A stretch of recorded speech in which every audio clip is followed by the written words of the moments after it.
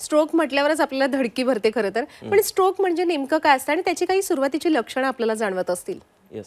Stroke हा एक अचानक होणारा आजार आहे आणि ती एक न्यूरोलॉजिकल एमर्जन्सी आहे.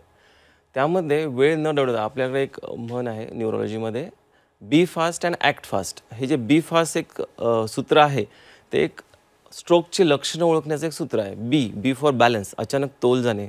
अच्छा. ई अचानक आयसाईट जाणे किंवा ब्लरिंग ऑफ विजन होणे, डबल विजन होणे. अंधारी येणे डोळ्यासमोर. एफ म्हणजे फेसचा वाकडेपणा, फेशियल डेव्हिएशन होणं. ए म्हणजे आर्म, हात आणि पायांचं विकनेस किंवा पॅरालिसिस होणं. आणि एस म्हणजे स्पीच, स्लरिंग ऑफ स्पीच किंवा मग बोबडी होणं. हे जे 5 सिम्पटम्स आहेत त्यासोबत शेवटचा एक टी, बी फास्टचा टी हा जो आहे सर्वात महत्त्वाचा आहे.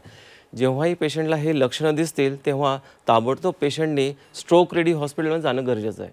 आणि स्ट्रोक रेडी ॲडव्हान्स सेंटर जे असतं त्यामध्ये MRI फॅसिलिटी अवेलेबल असते, जिथे न्यूरोलॉजिस्ट अवेलेबल असतो, क्रिटिकल केअर स्पेशलिस्ट अवेलेबल असतो, ICU केअर्स असते आणि तिथे आपण एक थ्रोम्बोलायसिस नावाची प्रोसिजर करतो. जर पेशंट विदिन 4.5 hour 4.5 तासाच्या आतमध्ये जर आपल्या इमर्जन्सीला आला तर आपण एक कोड व्हाईट ॲक्टिवेट करतो आणि त्यामध्ये आपण एक स्ट्रोकची एक प्रोटोकॉल असतो तो स्टार्ट करतो. त्यामध्ये ही जी ॲक्च्युली स्ट्रोक्स म्हणायचं जर अचानक होणारे हे लक्षणं त्यामध्ये मोस्टली 2 प्रकार असतात. एक असतो इश्केमिक स्ट्रोक आणि एक असतो हिमोरेजिक स्ट्रोक. इश्केमिक स्ट्रोक म्हणजे काय की रक्तवाहिनी अचानकपणे बंद होते काहीतरी ब्लड क्लॉटमुळे.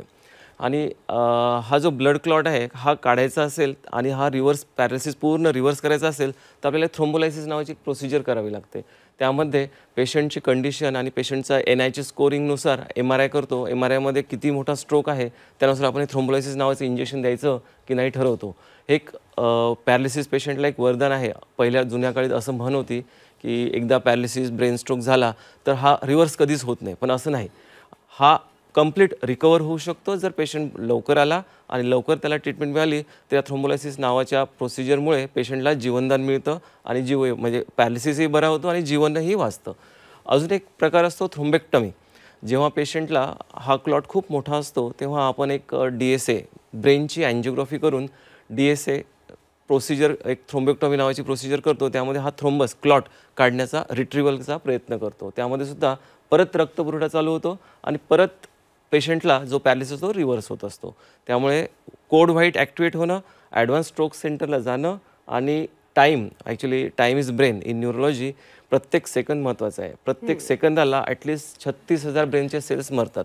अच्छा. त्यामुळे प्रत्येक क्षण हा महत्त्वाचा आहे. त्यामुळे मी शेवटचा एक सगळ्यांना संदेश देऊ इच्छितो की जेव्हा जेव्हा पॅरालिसिसचे हे लक्षणं दिसतील तेव्हा शेजारच्या जिथे स्ट्रोक रेडी हॉस्पिटल आहे तिथे जाणं गरजेचं आहे, जेणेकरून पेशंटचा पॅरालिसिस पूर्ण रिव्हर्स होऊ शकतो. बरोबर आहे. खरं तर आपण जी लक्षणं सांगितली की डोळ्यापुढे अंधारी येणं किंवा तोल जाणं, यामुळे ना रुग्णाला तातडीने स्वतः हॉस्पिटलमध्ये जाणं हे अशक्य आहे, म्हणजे जवळपास अशक्य आहे. तर त्याच्या कुटुंबियांनी काय काळजी घ्यायला हवी, म्हणजे काही प्रथमोपचार असतात का? ओके. ॲक्च्युली स्ट्रोक हा अचानक होणारा आजार असतो आणि त्यामध्ये प्रथमोपचाराची जास्त म्हणजे ऑप्शन नाही आहेत आपल्याकडे.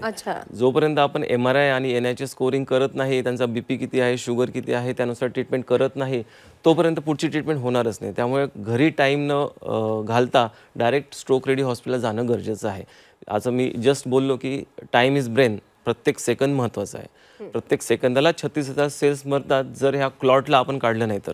त्यामुळे प्रथमोपचार या स्ट्रोकसाठी नाही आहेत. Better to go to hospital and treat as early as possible. बरोबर आहे. आणि त्यासाठी सर्वांना माहीत असायला हवे की त्यांच्या परिसरात स्ट्रोक रेडी हॉस्पिटल कोणकोणते आहे, करेक्ट, याची माहिती हवी.